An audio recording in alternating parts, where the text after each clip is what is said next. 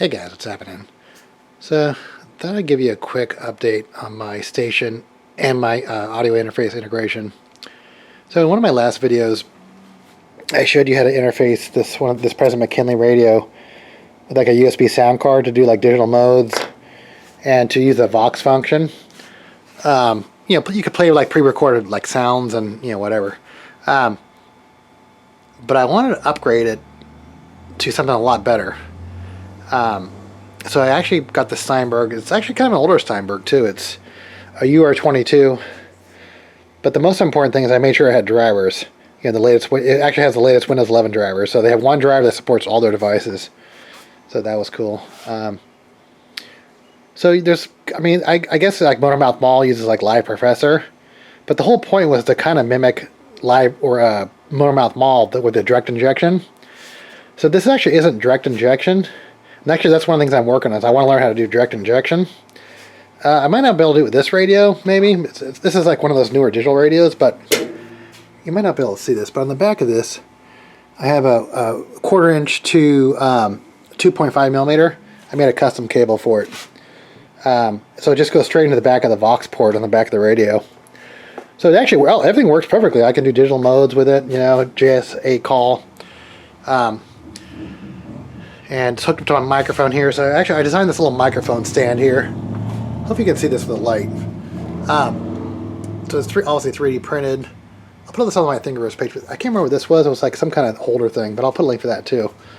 I think it's like 15 bucks for that holder. But I like this one a lot better than that one with the articulating arms. I feel like those are all clunky. So this actually is like kind of like a, you can form it into shape, the way you want it. But I'm running a Sennheiser 835S mic. And so it goes into that Steinberg UR22 audio interface, and then into the McKinley. So let me show you some of my other. I'll walk over there. If you're not familiar with my channel, if you're into my CB radios, I'm really into CNC and 3D printers. So I design all this stuff and all these mounts and all this stuff over here. So yeah, this is like my where I test the radios. This is just a hobby for me. It's not like I do this for a living. It's just fun. So all right, bigger 3D printer there. But this is actually what I want to learn how to direct inject this. So I have a Grant XL. Then I also have that President Grant, the 858 President Grant over there. Road Talker 40, Cover 29. Then I have like a, what's it called, like a Teddy R here. And then I have that, I don't know if I ever uploaded the videos of this, I have an amp up there you probably can't see, like the Deer Hunter, the gray.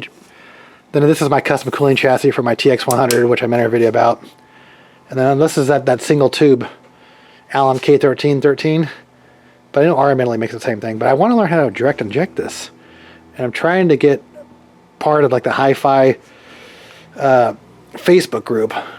So yeah, they don't just allow you to go into it. You have to be like approved or whatever. So yeah, I guess that's where they get good information as to how to modify the radios. So that's the 858 President Grant. But oh yeah, this is my Sennheiser little headphones here with my little custom headphone mount here. Let me come back and I'll show you the what I'm using for the software. All right, I forgot to show you my setup down here. So I'm running a Texas Star DX400 with my custom buttons on it, custom cooling chassis. And that's actually my antenna tuner, which I made another video about. It actually just works perfectly. So my antenna tuners from like the 70s, I designed like a mounting chassis. That's my switch box. So it's an integrated switch box with a, with an SWR meter, so I can see what my radios are putting out before I drive them into the amps. And that's actually my main output there, the MFJ meter there, a peak meter. So then I also have for my McKinley right now, I'm just running on a halfway dipole, like like one of my custom 1-to-1 balun dipoles, aluminum dipoles. But on the amp side, I'm just running like a little tiny little KL203.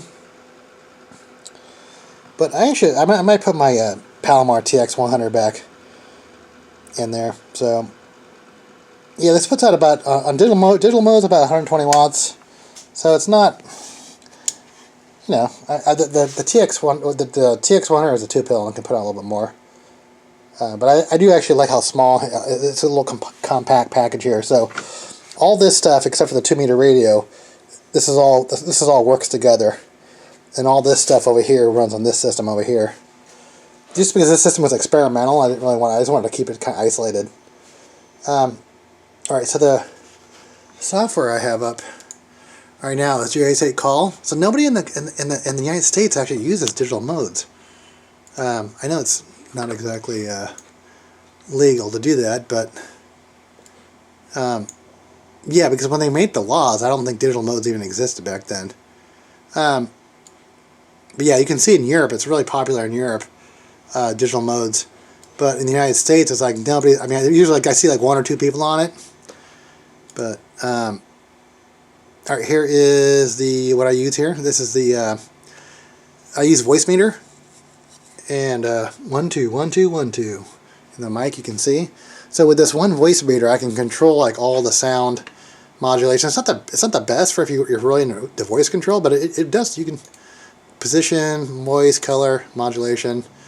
You know, then you have a compressor and your gate. So it pretty much has just about everything you need. But it allows me to integrate all my different sound sources. Like I said, like the JSA call, the VOX function. I can totally dial it in from that program. Then you also have like this recording panel. So if you wanted to do like you wanted to overlay music or recordings into your sound, you could do that too. So yeah, I'm just experimenting with this. But you know, if you guys, so I'm trying to figure out how to direct inject. I mean, even though the VOX works perfectly fine, but I'm not going to get real hi-fi audio. That's the whole goal, is I want to get hi-fi audio, and I want to expand the bandwidth, you know? So I need to modify the TX and the RX. But then I also need to know where exactly to inject the audio. Like, I don't know enough about CB radios to know exactly, like, I mean, maybe I'm sure I could figure it out. If I looked at the schematic and, like, the block diagram. So, oh yeah, this one's also connected to a antenna tuner as well. So I got super low SWR. So my primary is a star duster, and secondary is a half-wave dipole in a horizontal mode. But I do actually, I've had it in vertical. Then I've also created different, inverted V setups, but it's all like 3D printed, like 1-to-1 balance stuff. So, and that's a station update. I'll put this actually on my Thingiverse page.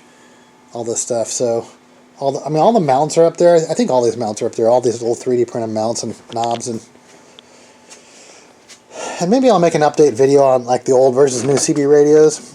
Like, I mean, some people swear by the new radios are actually awesome, but for some reason, sometimes they don't have the same.